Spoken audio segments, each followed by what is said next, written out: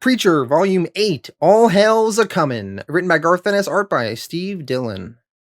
Alright, so last volume, in Volume 7, we had Jesse as a sheriff in the small town of Salvation, a very fun filler divergence volume, but in this volume, we're going to be setting up lots of stuff for the big confrontations that are going to be coming in Volume 9. So we're going to have the Tall in the Saddle special, the last one-shot Preacher special, dealing with some horse thieves and showing us Jesse and Tulip in their early days when they were thieving.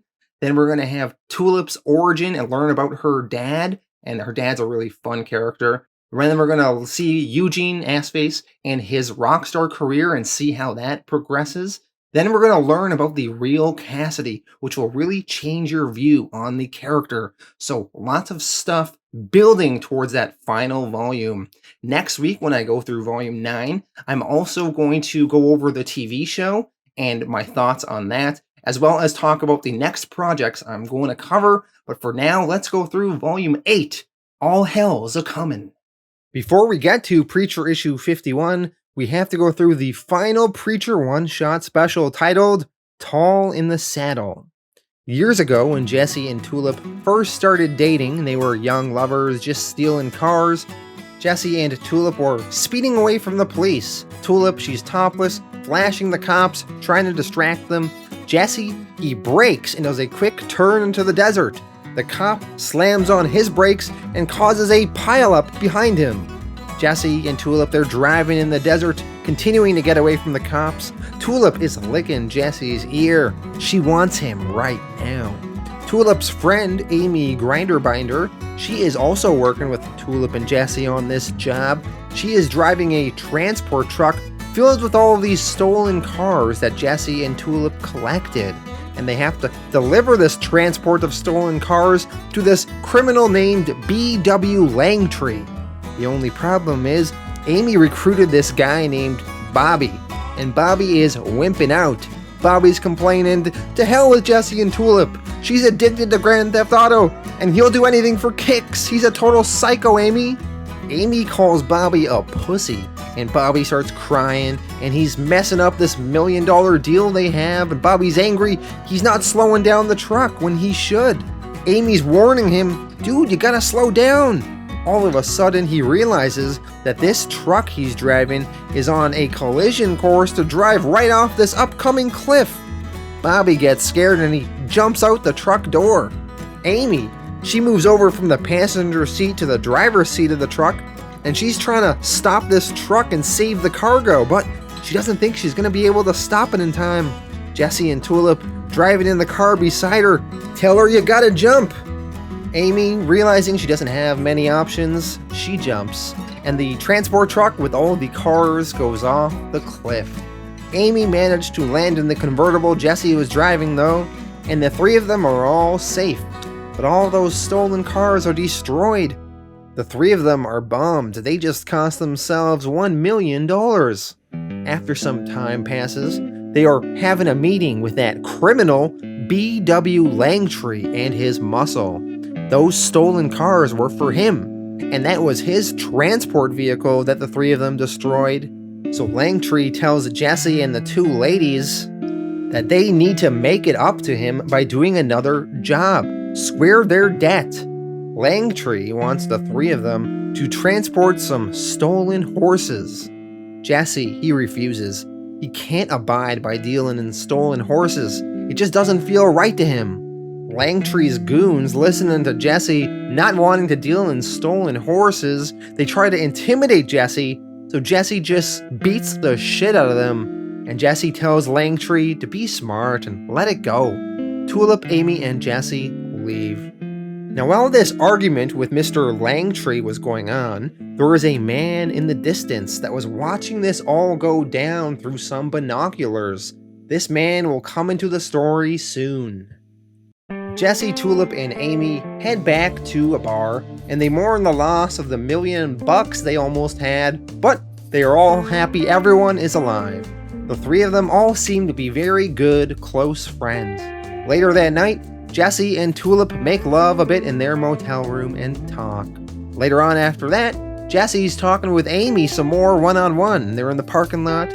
and the two of them, they almost share a kiss, but both of them stop themselves. Jesse says, "We can't," and Amy replies, "I know." Jesse continues, "We really can't, we just love Tulip way too much to do this to her." Jesse, Tulip, and Amy eventually make their way to a diner to grab them some food, and a man in a white cowboy hat walks in. His name is Tom Pickett. Tom is a retired captain in the Texas Rangers. He explains that he'd done many years of service in the Texas Rangers and was looking forward to his retirement, but he had a daughter though, and she ran a horse ranch, selling horses to stud, and she did pretty well for herself. But recently, 50 of her best horses were stolen, and she was devastated, and she turned to me for help. Tom, he says he started to ask around and soon found that her horses were stolen by men in the employ of B.W. Langtry, the very criminal Jesse was arguing with earlier. Tom, he was the one that was watching Jesse, Tulip, and Amy's conversation with this Langtry earlier through the binoculars, and he theorized that they seem to be involved with Langtry, although they don't seem all too happy about it. So he took a chance and wanted to talk to them face to face. Tom told Jesse and Tulip and Amy that he knew all about their various thieving and Grand Theft Auto that they had been involved in recently, and he would be more than willing to turn them into the police unless they gave him some help with his whole horse situation. Tom wanted Jesse to take him to this Mr. Langtry, where he would be able to make an arrest or at least negotiate for the return of the horses that he stole. Jesse, feeling that this is the right thing to do and not happy about the stolen horses either, says yes to the deal. Jesse brings Tom to the offices of this Mr. Langtry to discuss the matter with the horses, but Langtry knew they were up to something. He had his men trailing Jesse all day. They got tipped off by Bobby, that guy that Amy was driving in the truck with. Langtry has his goons shoot Bobby in the head. Langtry was setting up an ambush for Jesse. Tom and Jesse decide that they gotta fight back. Tom fires his gun, scoring a headshot on one of Langtry's men. Jesse punches another one of Langtry's men in the face, and Tom headshots another. Jesse yells for Tulip to drive and get out of here. Tom and Jesse, they try to make a run for it to escape the premises to get out of this ambush, but Langtry has more men waiting for them on this other side. So Jesse and Tom had no choice but to surrender. Langtry has Jesse and Tom brought inside his facilities. Langtry explains that the horses he wanted Jesse to transport were for eating. He introduces Jesse and Tom to a Mr. Napoleon Vici. Napoleon is a dealer in horse flesh for the gourmets of Europe, particularly in Paris. There is an insatiable demand in the restaurants of Europe for horse meat, and Napoleon Vici made good money fulfilling that need. He got horses by whatever means necessary, which mostly meant thievery. Napoleon says he is not going to allow a pair of meddlers like Jesse and Tom to destroy his whole business. Tom tells him that what he's doing is against the law around here. So he's gonna meddle whether this Napoleon likes it or not. Napoleon vents, "You Americans with your stupid sentimentality about horses, I poo-poo on your law." Jesse asks Napoleon, "If you French boys like horse meat so much, how come you don't just raise your own in Paris or whatever?" And Napoleon, taking offense to how Jesse pronounced Paris, says, "Paris! Paris! Not this Paris, you Americans with your awful harsh grating accents. When, oh when, will you learn to speak as we do the language of love?" This Napoleon guy sounds like my YouTube commenters when you complain when I mispronounce some random city. Napoleon then shoots Tom with his own gun. He is going to shoot Jesse next, but Langtry stops him and says he has got other plans for Jesse and Tom. Langtry, he has this whole horse slaughterhouse out back, which we see is very horrific with all these horses dying everywhere. Langtry, he's gonna round up the two girls Jesse was with, and then he's gonna put all four of them through the slaughterhouse. Jesse and Tom, they are tied up. They're in the slaughterhouse waiting to die once Tulip and Amy are captured. Tom reveals to Jesse that his gunshot wound is going to be fatal. His own shit is going to poison him to death. He's not going to make it. Tom is disappointed. He's not going to be able to return his daughter's horses to her. He points out a particular horse to Jesse called Augustus with white ears. Jesse says he'll take care of everything. After some time passes, Tulip and Amy, they manage to sneak into this slaughterhouse once the guard on duty fell asleep. Tulip rushes over to both Tom and Jesse and begins untying them. Just then, one of Langtry's goons walks in and Jesse tells Tulip to give him a minute alone with this goon. Jesse punches the guy and takes him down, and then he grabs this device that has been used to kill the horses and he points it to this guy's head and finishes him off. Tom, dying, he gives Jesse his sheriff's badge and he tells Jesse to give them hell, and then Tom passes away. Jesse grabs a gun and he gets the remaining horses ready to run. Jesse gets on the horse Augustus and talks to Augustus a bit. And then Jesse says, "Alright, here we go." Jesse then fires the gun in the air and yells for Langtry and Vichy to come out here, you sons of whores. You hear me, assholes? It's time to meet your maker. Langtry and Napoleon Vichy enter the room, and Tulip releases the gate keeping the horses in. And all the horses with Jesse riding Augustus begin charging out, and Langtry gets trampled to death. Napoleon Vichy is still alive and he's scared and he says, "Sacre bleu." Jesse tells Tulip and Amy to phone the cops and let the cops know there's a herd of stolen horses here that needs returning to their owners. And then he wants them to hightail it out of there before the cops arrive. He's gonna meet them in front of the town hall the day after tomorrow. Jesse says he's got something he has to take care of first. Jesse, with this Napoleon Vichy, rides out into the desert, and Jesse teaches Napoleon a lesson in Texas history. Before the advent of cars and easy transportation, a horse was a man's only way from one way to another.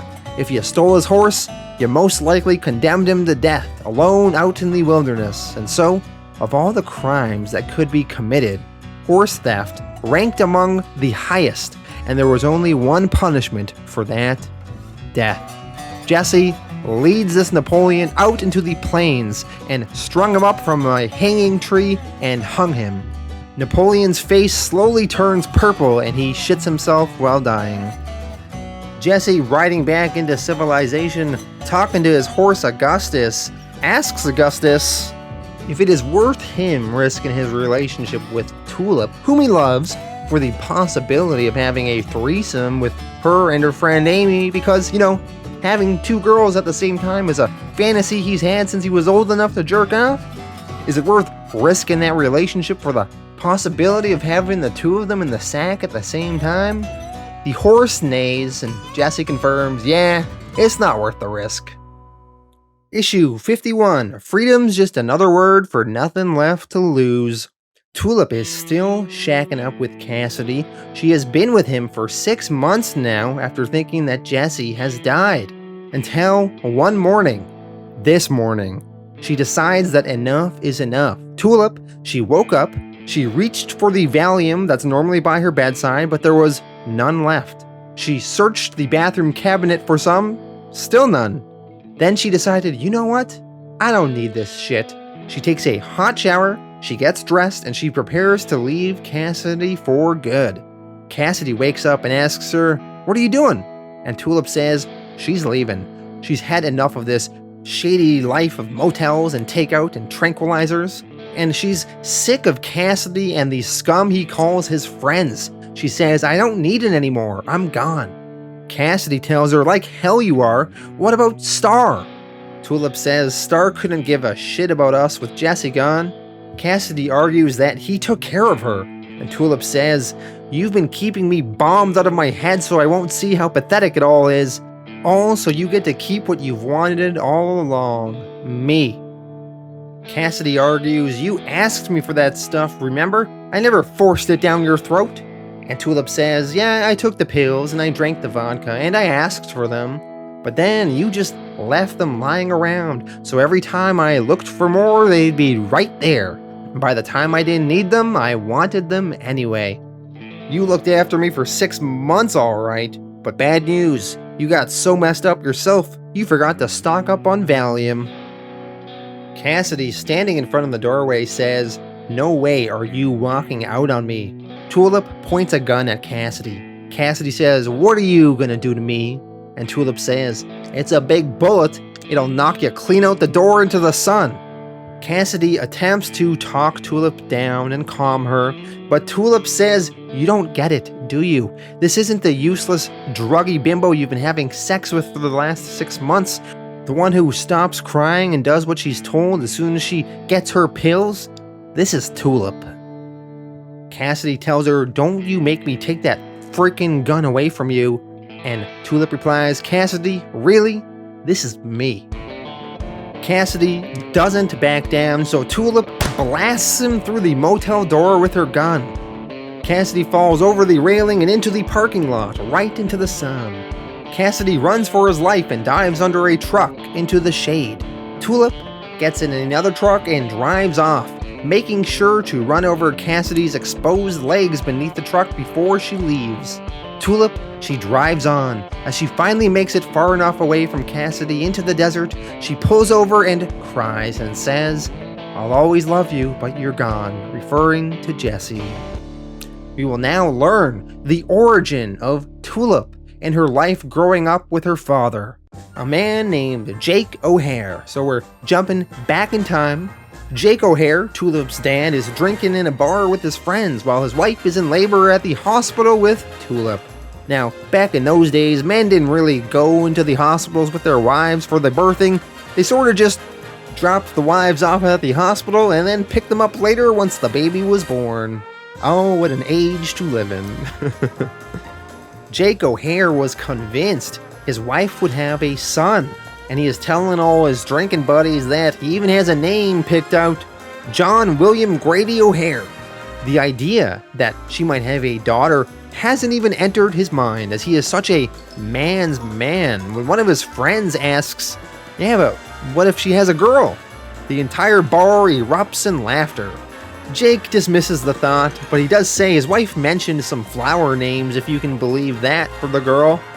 The other guys in the bar all talk, "Oh sure, Jake O'Hare could have a daughter, why the hell not?" Another patron says, "Yeah, and then maybe he could vote Democrat," and then they all laugh. Jake gets a phone call from the hospital, expecting good news, but it is not good news. His wife died in labor.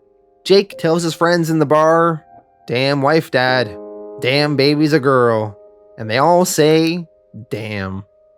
Jake goes to the hospital to see his new baby girl, Tulip. He's apprehensive to hold her, telling the nurse, "Oh, well, I don't really know how, I mean, with a girl and all." And the nurse tells him, "What's the difference? She's a baby, you hold her like a baby. Here." Jake holds his new baby girl and says, "No, this needn't be so bad." Fast forward a few years, Jake is a single father, and he's teaching Tulip how to shoot and everything about guns, and Tulip seems to love it. They go out shooting some bottles off a tree one winter, and little Tulip is a crack shot, although the force of the gun has her falling backwards. This scene really had me laughing. Jake is talking to all of his drinking buddies about Tulip, and he somehow ends up championing women's rights and how equality between the sexes is very important, and somehow all of his manly men conservative drinking buddies go along with it. He says, "So I said to that damn coach, and I said, 'Mister, my little girl can hit harder and run faster than any one of them damn pansies you've got on this damn team of yours, so why the hell won't you let her play? Son of a bitch couldn't even look me in the eye. He said, 'Rules are rules,' said girls ain't allowed to play baseball, and that's all there is to it." And his friends say, "That prick, yeah, what the hell's got up his ass?"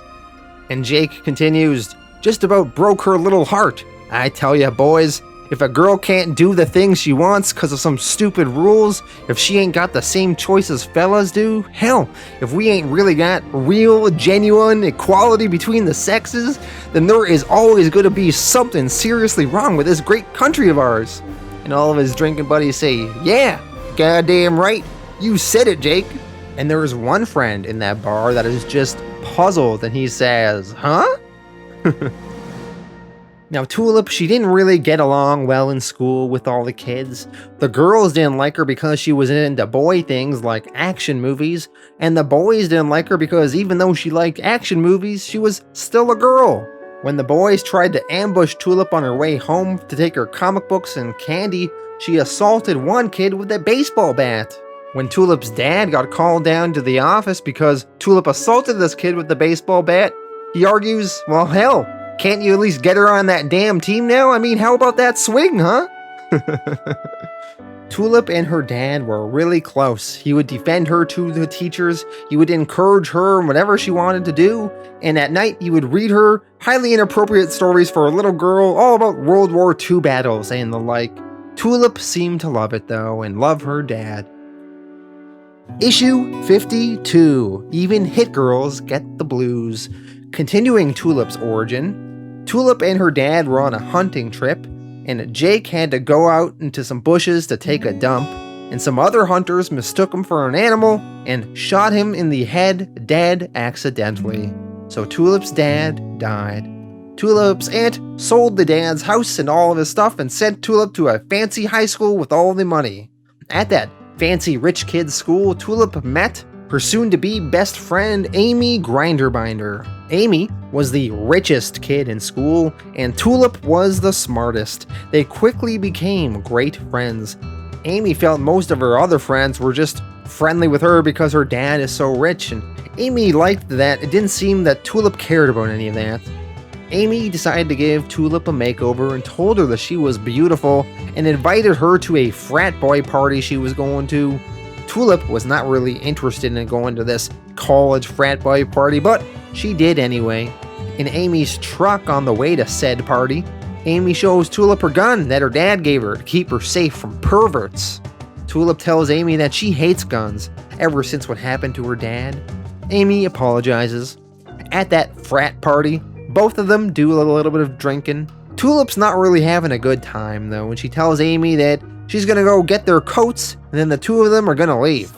Something must have been slipped into Amy's drink though, because she's feeling a little woozy and out of it. And then when Tulip returns with the coats, Amy is gone. So Tulip starts looking for Amy, and she sees in one of the bedrooms a whole bunch of frat boys are holding Amy down, and they're gonna have their way with her. Tulip, she runs out to Amy's truck, parked outside, and she drives that truck right through the wall of this frat house, busting into the room where the frat boys were with Amy.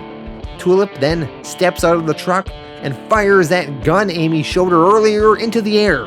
The frat boys start freaking out. Tulip tells Amy to get in the frickin' truck. One of the frat boys calls Tulip a slut. Tulip repeats for Amy to get into the truck. Tulip then points the gun at that frat boy that called her that name. She pulls the trigger, but she is out of bullets. That frat boy, though, is so scared that his life almost ended, pisses himself and falls down on the ground. In the truck, after they left the party, Amy thanks Tulip for saving her life. Amy tells Tulip, "You're incredible. You had that gun and you were unstoppable." Tulip is a little on edge, though. She doesn't like using guns. They talk a little bit more, then eventually they hug in that truck, and Amy says, "Guys like that, they don't go to jail. Their dads can buy judges. I should know. They do whatever they want, and anyone who stands up to them is a slut or a tease or was probably just asking for it. It all gets fixed. It all gets fixed and they grow up to be president or something. But you had a gun." After some time passes, Amy's rich dad passes away, and she inherits millions, but she would rather have had her dad alive. Amy asks Tulip, "So what do you want to do now? You want to go to college? Or do you want to take a year off and see the country on this great big check of mine?" And Tulip says, "Yeah, let's take a year off. Hell, let's take 2.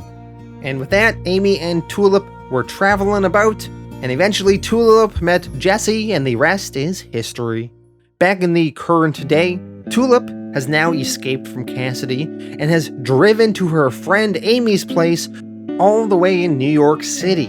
Amy welcomes Tulip in, And Tulip tells Amy all about Jesse dying and how sad she is, and Amy tells Tulip that Jesse's not dead.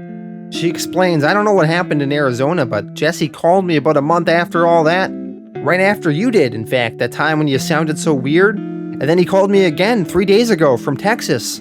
He's coming here, honey. He says he wants me to help him look for you. Tulip doesn't believe it. She thinks that Amy is playing some sort of sick joke on her, but Amy says she swears to God I am not messing with you. All of a sudden, the buzzer to Amy's apartment goes off. Most likely that is Jesse arriving right now.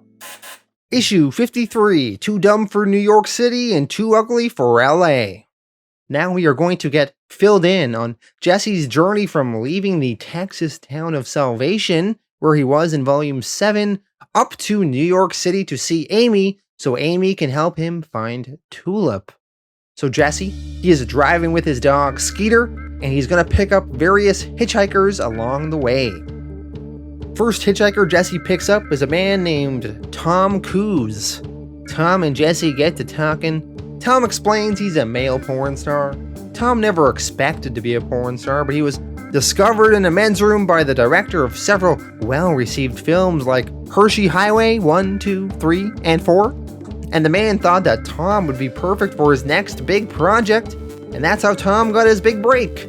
Tom had a decent porn career, but his rise to fame was cut short by a horrible vibrator accident on the set of the film Cock Butter 4. A hot tub scene was being filmed with 2 girls, and Tom, he got bored and he was wandering around the set, and he found this plug-in dildo thing that you have to plug into an AC outlet. So he switches it on and it starts going on like a jackhammer. He started fooling around with the settings, seeing how fast it would go, but his hands were all covered in lube from his last scene, and it got away from him, and he dropped it and it rolled into the jacuzzi, and it killed those 2 actresses inside. Tom says, frying silicone, God forgive me, I'll never forget that smell. The producer of the film lost a lot of money due to the accident, and they sent a man to rough Tom up, a man named Southpaw Nelson. A 3'11" goon with a wicked left hook beat on Tom for several hours. Tom, he was finished in the industry. Tom's not down on himself though. He says, only in America could a guy like him get to live out his dream. God bless us, Reverend. Jesse drops Tom Coos off in Hagerstown, where Tom is going to catch a bus the rest of the way to Cincinnati. Jesse, continuing his road trip up to New York, he's listening to the radio and he hears an update on Assface's life in the music industry. Eugene, he moved into a new spacious $13 million plantation featuring state-of-the-art security, and the house has been renamed Assland, a spoof of Elvis's Graceland. However, 30 teenagers have shot themselves in the face since Assface became popular, 28 of them dead. And Eugene is facing a potential $208 million in damages in court. Eugene's debut album has now released. It's called Songs from the Rim. And due to the constant controversy surrounding Assface, it's selling pretty well. Jesse picks up his next set of hitchhikers. It is sexual investigators Bob Glover and Freddie Allen, whom we met in Volume 2 in the Hunter story arc with Jesus the Sade. Jesse stops to pick them up, and neither of them seem to recognize each other. Jesse asks them, have we met before? Bob answers, no, I don't think so. Jesse replies, well, my memory ain't all it used to be, I guess. Bob and Freddie explain that they are heading up to Philadelphia. Apparently, that porn star Jesse met earlier, Tom Coos, Tom, he stole $500,000 from his former employer after a dispute, and he went on the run with it. So apparently there is a $10,000 bounty on Tom's head, and Bob and Freddie want to collect it. Jesse just smiles. He doesn't tell them that he just met this Tom Coos, nor that Tom is actually headed to Cincinnati and not Philadelphia like they think. As they continue driving, Bob recounts to Jesse his life story of coming to America from Europe and all the buggery he partook in. As Jesse drops Bob off, he tells them, you're a hell of an American, Bob. Y'all take care now. Bob and Freddie say bye to Jesse, and Bob tells Freddie what a pleasant lad that guy is. As Jesse continues driving, all of a sudden he remembers where he's seen those two before.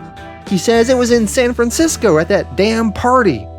I always did wonder what happened to them. Jesse drives some more and eventually arrives at Amy's apartment in New York.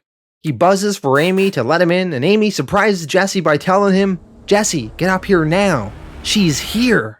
Issue 54, I Built My Dreams Around You. Amy goes to a nearby bar to give Jesse and Tulip some much-needed alone time.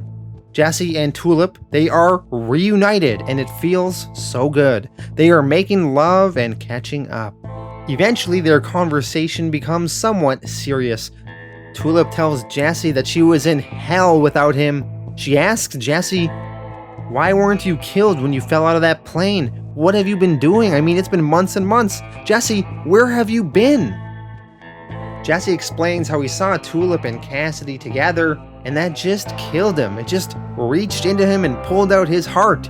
He admits that he lost it a bit, I guess. He says he thought to himself that she thinks you're dead and she's moved on, and there's nothing to blame in that, but all the dreams you had of being with her forever, well, dreams is all they had ever been. Tulip says that Jesse was being an idiot, and Jesse admits that he was. Tulip asks Jesse, "How could you just walk away and leave me with him, with Cassidy?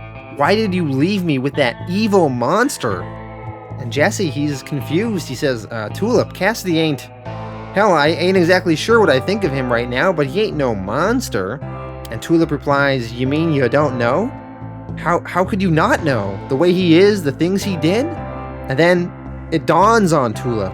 She realizes that she never told Jesse the truth about Cassidy. She says, "You don't know because I never told you." She cries in her realization.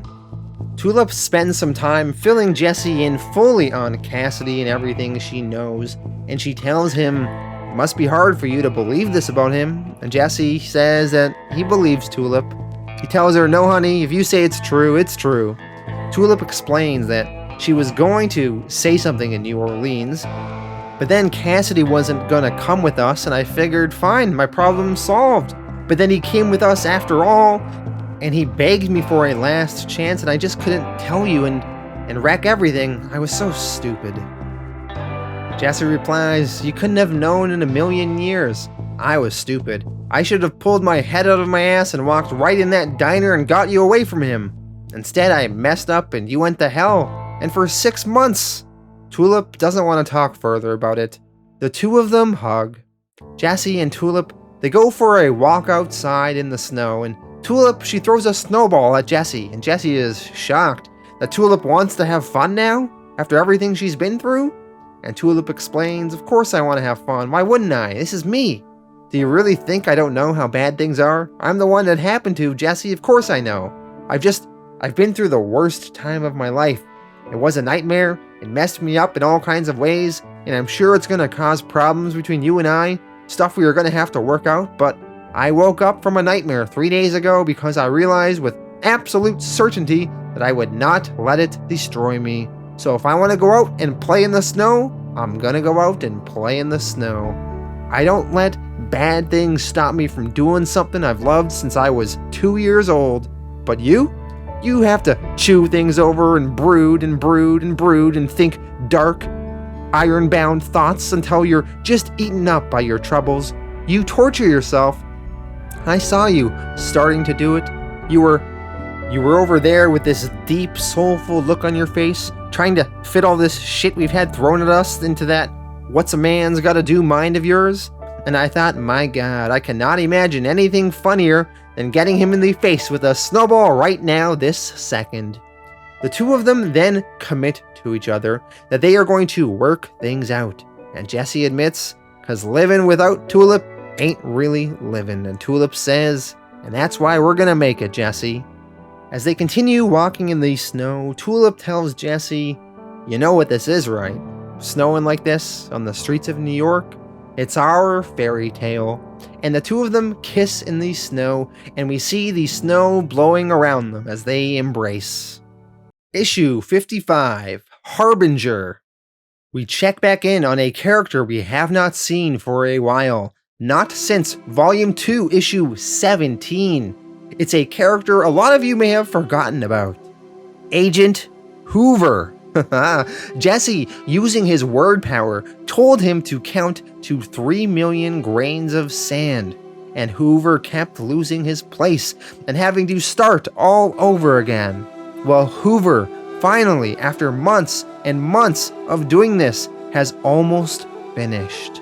We see Agent Hoover is disheveled, his hair is super long, he looks like shit, he has built some sort of rock fort on the beach to protect himself, and he is counting 2,999,997, 2,999,998. Hoover has gone a little insane. He is talking to himself, or rather he is talking to the dead fish he is holding in his hand, and he is saying, "For crying out loud, not now, Mr. Fish! I've told you not to interrupt me when I'm counting! Same goes for you, Mr. Rock! Don't bother me, I'm so close! 2,999,999. And then he says, "Oh my God! 3 million!" And he leaps for joy. 3 million, 3 million, yes! After all this time, 3 million! We jump over to Jesse in New York City. He is going over to McSorley's old alehouse, the bar that Cassidy used to frequent in his younger days. Jesse starts asking around. He asks if anyone there knows Cassidy. The bartender doesn't seem to have any info, and neither do much of the patrons. All of a sudden, a homeless woman named Sally comes into the bar, and the bartender yells at her to get out of here. Jesse goes out into the alley and talks to this Sally, who is rummaging through a garbage can for some food. Sally asks Jesse, "Are you looking for Cassidy?" And Jesse replies, "I'm looking for someone that might know him. Are you saying that you do?" And Sally says that her and Cassidy used to drink at that bar all the time. Sally says, "You give me $5, I'll tell you everything you want to know." Jesse doesn't believe that this woman actually knows who Cassidy is, but Sally says, "Cassidy came on a boat from Ireland about 100 years ago. Used to drink in that place here with a Mick McCann and crew. Cassidy, the frickin' crazy man, and he's always, 'Look at me, look at me. Cassidy can't go out into the sun.'" Jesse has no choice but to believe this Sally. Sally introduces herself and she says that she's been going to that bar all her life. Well, she's been eating out of the trash can the last 10 years or so, but you know what she means.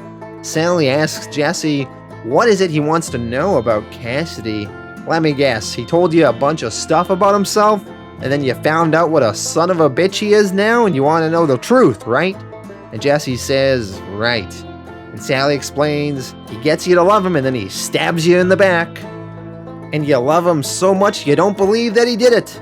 Give me $5 and meet me here lunchtime tomorrow, and I'll tell you everything you want to know. And Jesse asks her, can't we just talk now? And Sally says she's tired. She's gonna go get a beer and get some sleep. Give me $5. Jesse gives her some money and agrees to meet her tomorrow.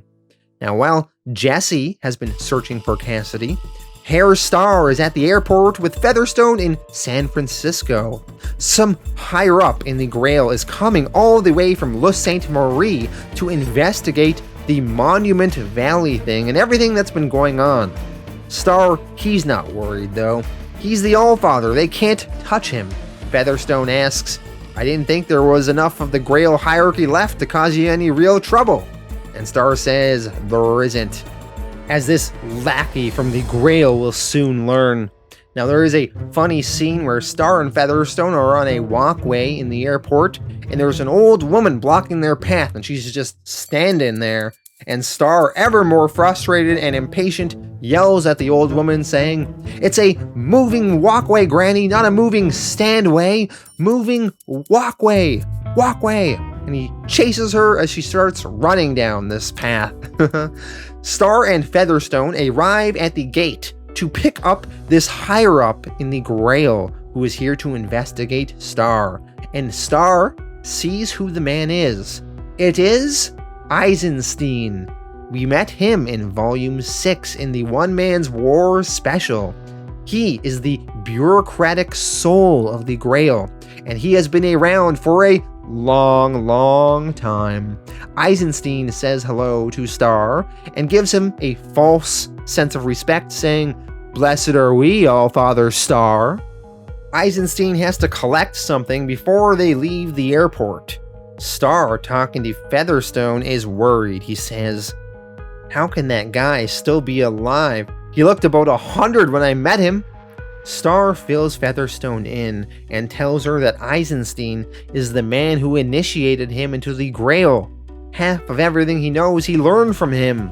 Star was the sacred executioner, he did the killing, but it was Eisenstein who set up everything for him.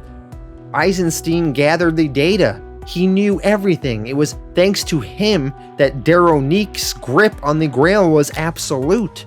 Star just assumed Eisenstein was dead, and that's why he felt confident enough to make the moves that he did. Featherstone says, "Well, you're the Allfather now. Can't you just tell him to go home?" And Star replies, "Use your head, Featherstone. If I do that to him, the wankers at Los Santa Maria will know something is up. One more foot wrong and I can kiss goodbye to the Grail's funds and resources." Eisenstein picks up a vicious-looking dog in the cargo bay. He tells Star the dog's name is Jezebel. Eisenstein also has a handler for the dog, who he tells Star was a captain in the Soviet Special Forces. Eisenstein comments, "It would be hard to say which of the two is more carnivorous." Eisenstein, walking away, tells Star, "By the way, I have looked this way since I was 12 years old." Later on, at Star's suite, Hoover has made his way there. Hoover looks very scared and confused, and Featherstone hugs him hello. Hoover explains he was on the beach and counting sand and he had nowhere else to go. And Featherstone shows Hoover to Star and says, "It's Hoover! Remember Hoover? Our friend who disappeared?" And Star replies coldly, "Hoover? The idiot who got me butt-fucked? That's all I bloody need. Put him somewhere out of the way, would you? I'm trying to think here." Star, thinking about Eisenstein, says to himself, "What in the name of hell am I going to do?" Issue 56, Smile Like the Gates of Hell. I think this is a very fun, iconic Preacher cover.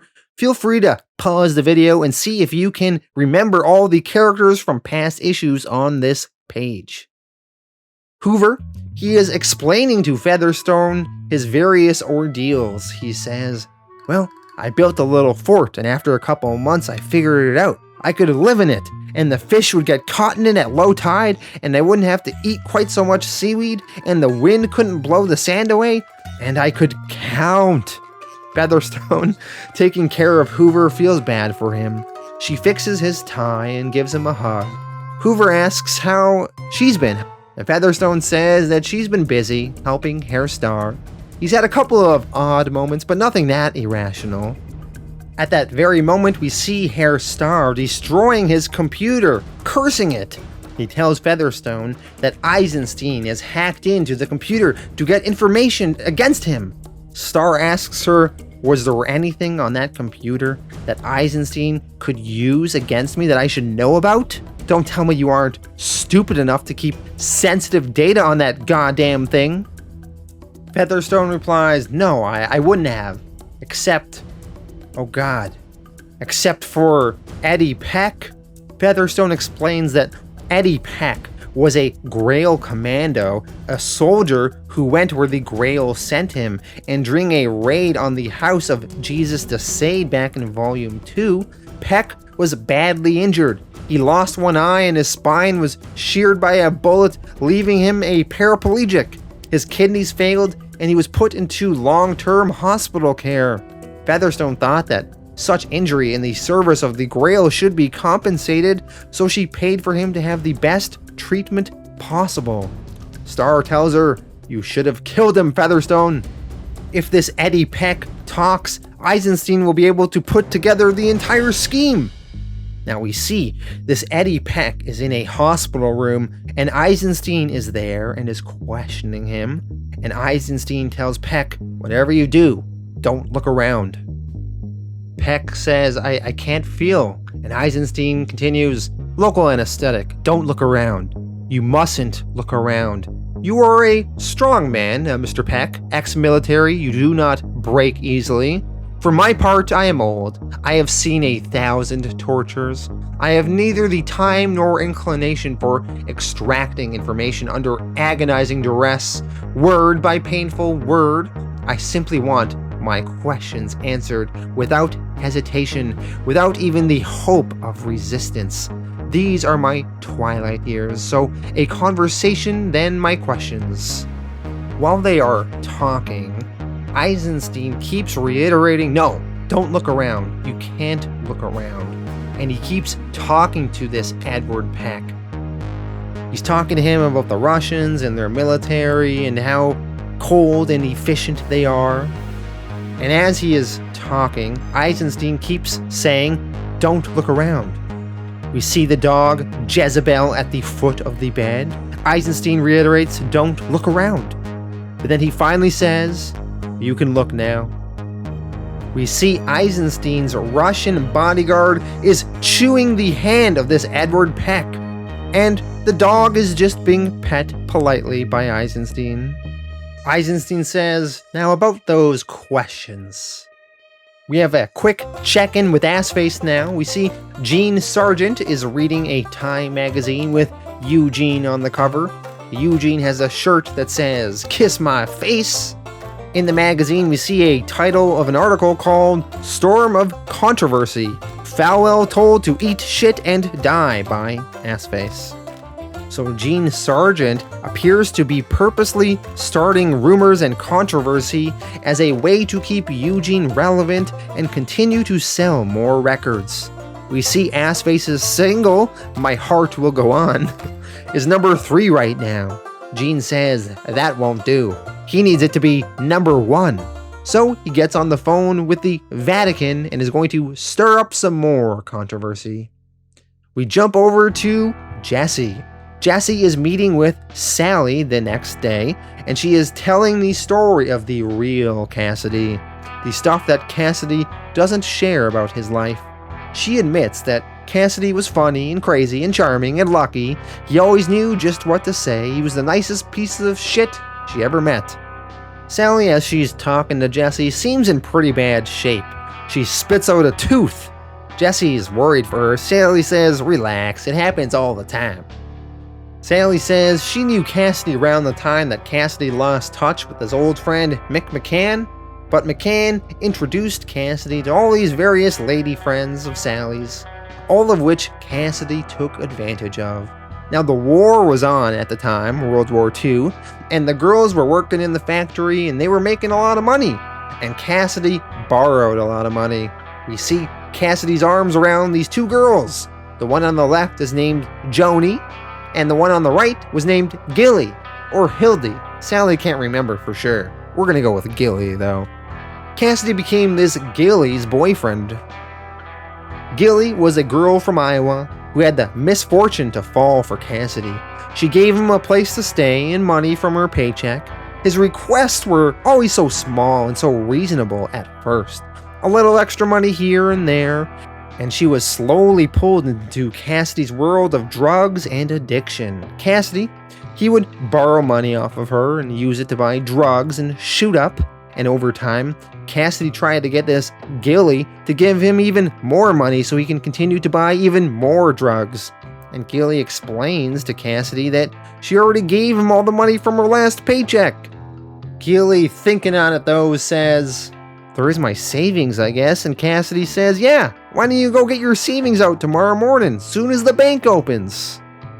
Gilly's reluctant and she says, but baby, I want new shoes, and there's rent. I ain't too sure about this, you know? And Cassidy tells her, you be a good girl now. And Jesse, talking to Sally, repeats Cassidy's phrase, be a good girl. Jesse doesn't like it. Sally explains, yeah, he would sweet talk. He'd either say that, or there's my darling, or you know it's the right thing, or Cassidy knows best. Until one day it's just, bitch, you stupid whore. How are we meant to score with nothing? What the F is nothing gonna buy? F the rent. We see this scene of Cassidy arguing with Gilly about the money, Cassidy saying screw the rent, and then Gilly says, well, maybe we can go without for a while, saying maybe they can not do drugs for a bit. And Cassidy tells her, you mean go without? Have you ever tried to go without? Have you? No, of course you haven't. You haven't a clue what you're talking about because I'm the one that does all the thinking around here. I always have been. Oh, Jesus. We're gonna have us some fun now. Cassidy and Gilly, both addicted to drugs, they are worried of the withdrawals they're gonna go through if they don't get some more. Cassidy takes Gilly to his drug dealer to try to get some more. The drug dealer, he's not just gonna give it away though if they don't have money, but he's willing to offer the drugs in exchange for some sexual favors. He says, your girlfriend can suck me off for a couple caps, or you can. I'm not so particular. He's willing to accept Cassidy as well. Cassidy refuses to give in and allow his girlfriend to perform sexual favors for drugs, so the two of them go back to the apartment and begin their long, painful withdrawal from the drugs. Cassidy says, that bastard, saying that to me, can you believe it? Gilly says, I feel sick, and she starts sweating profusely. And Cassidy says, oh no you don't. Another hour or two, then you'll know what sick really means. They are getting more desperate and more sick and sweaty, and Gilly says, well, maybe I could go and see him, just to get what we need. So she's willing to perform the sexual favors. And Cassidy says, I didn't say that. I didn't say we have to resort to that.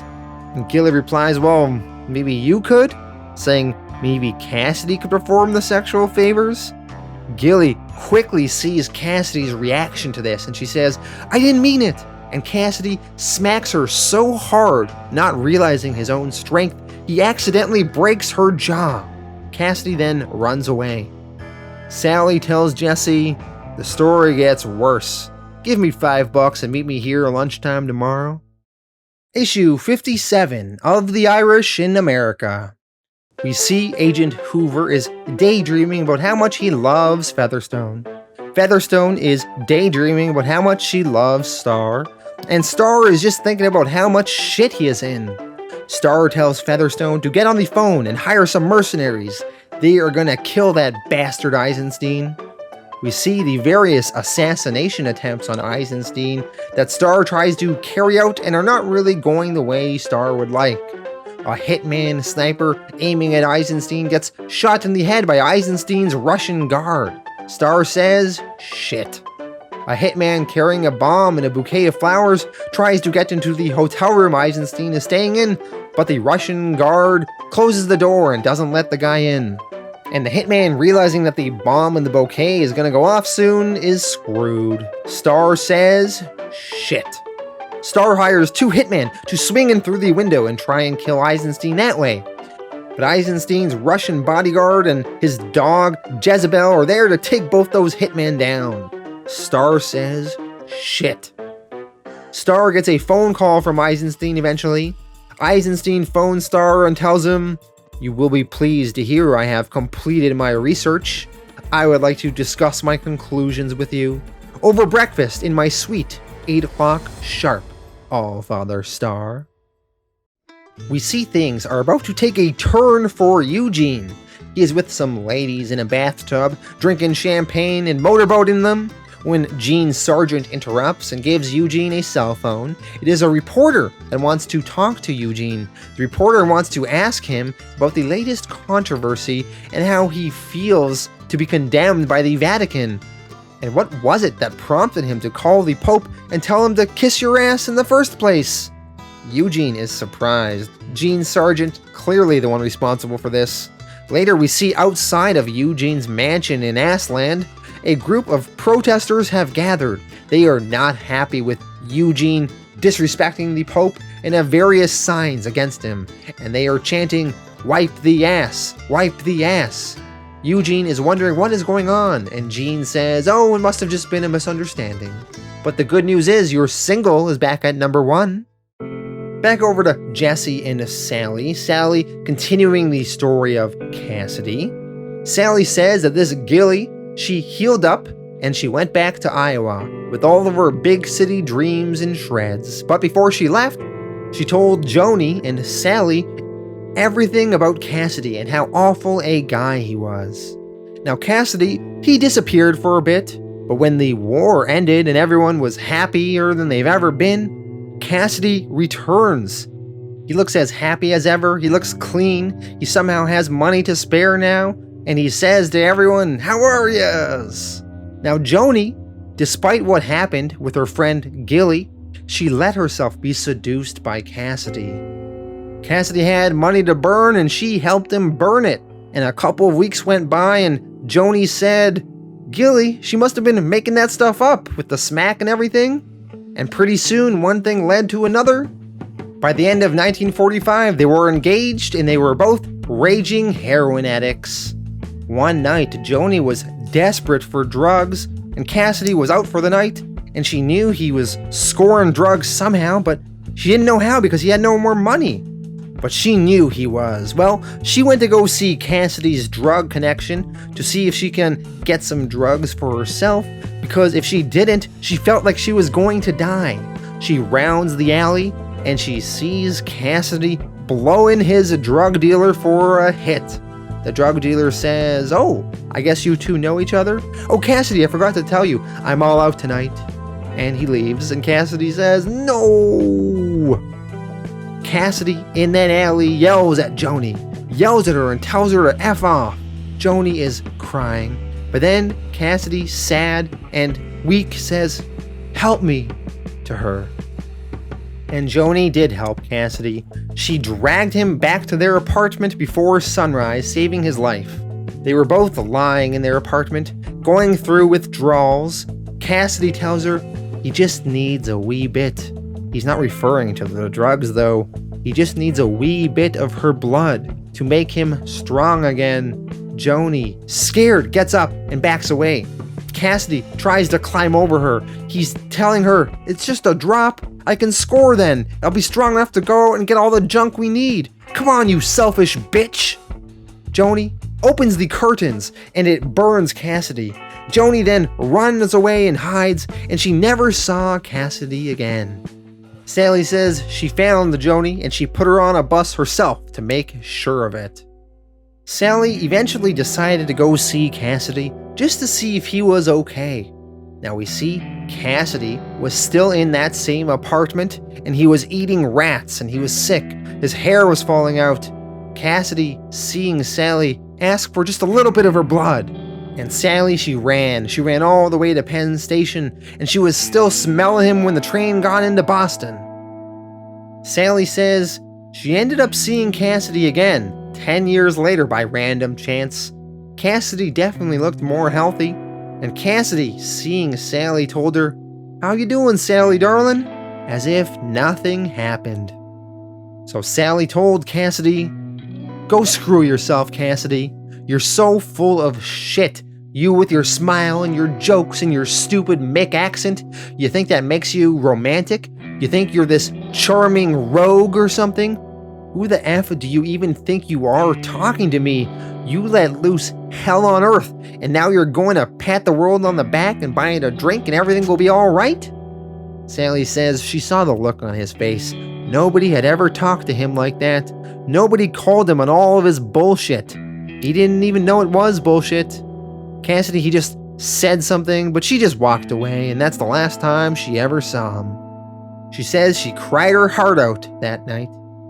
Sally shows Jesse a picture of all of them on a random New Year's Eve early on, before they found out Cassidy was this asshole. There is this Mick McCann, Cassidy's friend. On the left is Gilly, in the middle was Joni, and on the right was Sally in better days, young and beautiful. Sally then talking to Jesse, she passes away right then on that park bench where her and Jesse were talking. We see blood coming out from the bottom of her. And Jesse, he realizes this and gets sad and tells her, "You rest, girl." When people come later to dispose of Sally's body, Jesse asks the man what exactly happened to her. And the man explains, man, the way these old bums live, body eventually quits on them. It just ups and shits out their guts or whatever. Jesse is angry and saddened about this. Later on, Jesse returns to Amy's apartment to talk to Tulip, reflecting on everything he's learned about Cassidy. He is staring at Tulip lovingly, And when Tulip asks him, "What are you looking at?" he answers, "The only good thing there is," looking at her. Amy, she's out for the evening now, so it's just the two of them for a bit. All of a sudden, there is a knock on the apartment door.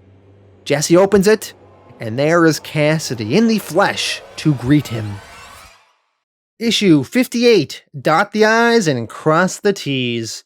Jesse finally meets up with Cassidy, and their reunion is anything but hugs and handshakes. Cassidy tells Jesse, "I thought you were dead." Jesse is just staring daggers into Cassidy. Cassidy says, "I came here to see Tulip, to see if she was staying with her friend Amy. I mean, she wasn't doing too well last time I saw her." Jesse just continues to stare daggers at Cassidy. Tulip pulls a gun on Cassidy and tells him to get the hell away from here, you piece of shit. Get out of here now. Cassidy explains to Tulip, "I just wanted to see if you were alright. Last time I saw you, you didn't know what you were doing." And Tulip replies, "Last time you saw me, I knew exactly what I was doing. I put a bullet through your worthless ass, and I'll put another one through you right now." Amy, she returns home, and she also pulls a gun on Cassidy. Cassidy's arguing with everyone. He says he doesn't like having guns pointed at him. The ladies tell Cassidy to leave. Cassidy, he is warning them what he's gonna do if they don't put the guns down.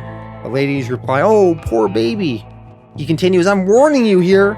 And Jesse cuts in, "Well, I guess that's more than Gilly got." Cassidy just shuts up. He wonders how Jesse knows about her. Cassidy says, "What?" Jesse explains, Gilly from Iowa. You remember her, right? You smashed in her face and then wrecked her life? Never gave her no warning. Cassidy sighs. He asks, "How did you know about her?"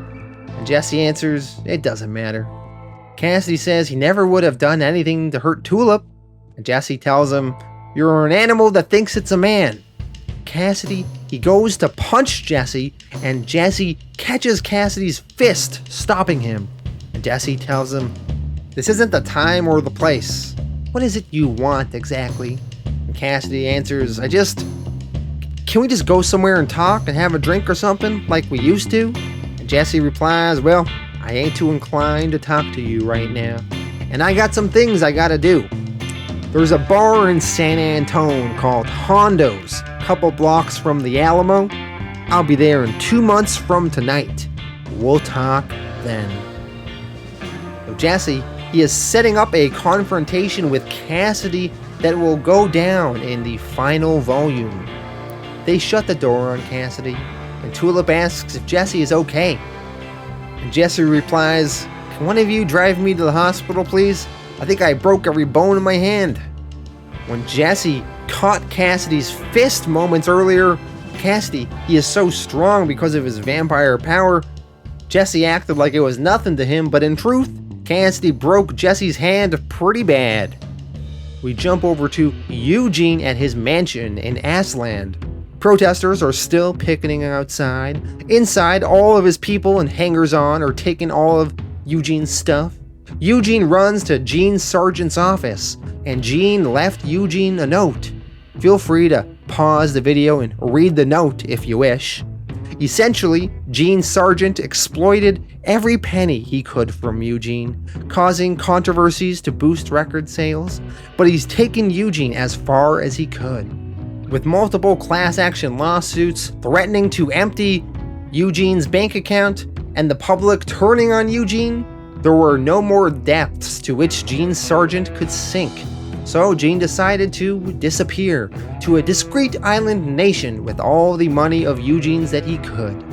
Gene ends the note by saying, "I shall leave you with some words of wisdom that my dear old pappy left for me. Fuck 'em for all they're worth and run like hell, Gene. Yours faithfully, Gene Sargent." Eugene is then forced to leave the premises of his Ashland estate, and Eugene walks outside, a scared, confused man, and the reporters hound him, and the protesters yell at him. We see Herr Starr is going to his meeting with Eisenstein, prepared to face his doom. Starr and Eisenstein talk. Eisenstein deduced the true scope of Star's plan, that Star was responsible for the death of the Messiah, as well as the death of the All-Father, and he planned to use the Grail's resources to set up Jesse Custer as the new Messiah. Although Eisenstein finds Star horrible, he does plan to adopt Star's plans for Armageddon, because right now it's all they have. But Eisenstein thinks Star is no longer fit to lead the Grail as All-Father, and he plans on reporting Star's actions to the Grail Council. Star thinks Eisenstein is a hypocrite. Star is not going to just hand over his plans. Star asks Eisenstein, and I wonder who will be the next All-Father, huh? Star thinks Eisenstein wants to put himself in charge. Eisenstein tells Star, I knew you were dangerous the first time I laid eyes on you. Useful, even vital, born to be sacred executioner, but ultimately lethal. Crusader zeal without the faith to temper it. You severed the bloodline of God Almighty. You crippled the Grail and their holy endeavor. You jeopardized the second coming. You truly are a monster. But these pathetic attempts on my life, this mercenary filth you send against me is the best you can do? You are a beast at bay, scrabbling in the darkness of your own damnation. I shine the light of truth upon you, and you soil yourself and cast about you, clutching desperately at straws? And you are lost, as you were from the moment you crossed swords with me. No words then? Not how you expected things to end? Nothing to say, Star? Star, contemplating what he can do to get out of this situation, says to himself, fuck it. And he kicks Eisenstein off the roof to his death. And Eisenstein's Russian guard goes to attack Star, and he grabs Star's leg, but Star's prosthetic leg pops off. The Russian is confused, and Star pulls out his gun and shoots the Russian in the head, killing him. Star, he can't believe he survived and won this confrontation with Eisenstein. Star is celebrating and he is shouting, ha ha ha! Fuck you, Eisenstein! You twisted little reptile! I win! I win! However, there is one more enemy Star forgot about though. Eisenstein's ferocious dog, Jezebel. Jezebel comes through the door and attacks Star and is biting his crotch area. As Featherstone and Hoover arrive later, Star tells them, my cock is in this bitch's mouth, and not in a good way. We will learn the fate of Star's penis next volume. Jesse and Tulip, they prepare to leave New York. We see Jesse's arm is in a sling from his confrontation with Cassidy. Both Jesse and Tulip say bye to Amy. Amy tells Jesse, you take care of her and yourself.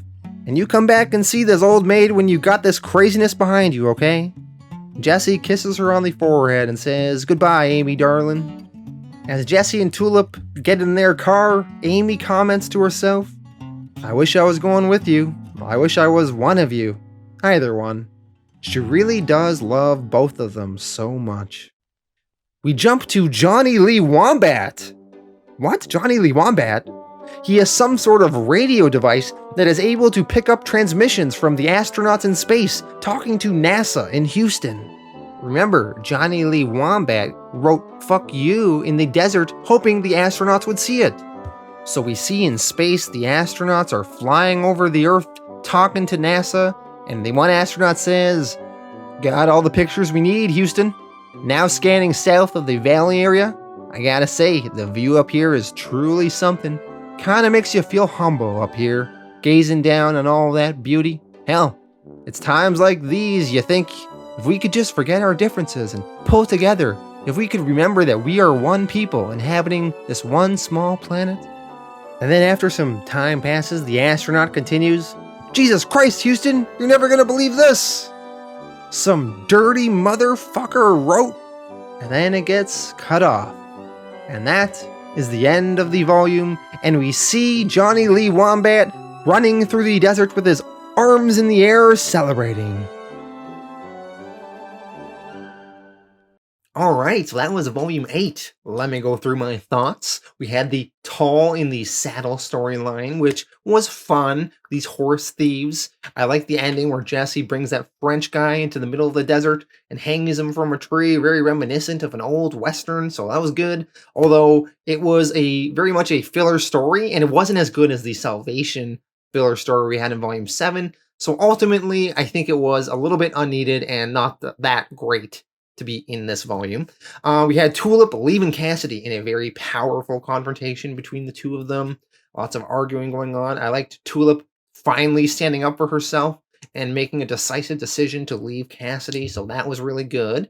We had Tulip's origin, which I thought was really interesting. I really liked Tulip's dad. I thought there was some really funny moments there and some tragic end with her dad dying, but that was really good. I really felt it fleshed out Tulip as a character. We see why she is this tomboy, this sort of tough girl, is because she was raised by this manly man guy. So that was really good stuff. We had Jesse driving across the country in an issue which I felt was kind of a waste of time. He met with this Tom Cruise, ex-porn star. He met with Bob Glover and Freddie Allen. All in all, that issue could have just been cut entirely. Then we had Jesse and Tulip reuniting, and I liked that. I liked the explanations they gave each other and how they worked out their issues. There was actually a side B plot in that issue, which I just cut from my recap of this volume.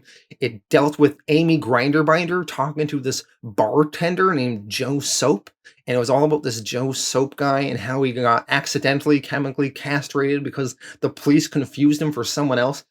It was like a complete waste of time, and I cut it from my recap, but buy the volume if you want to read it, but it was just ridiculous. Such a waste of time, and I hated it.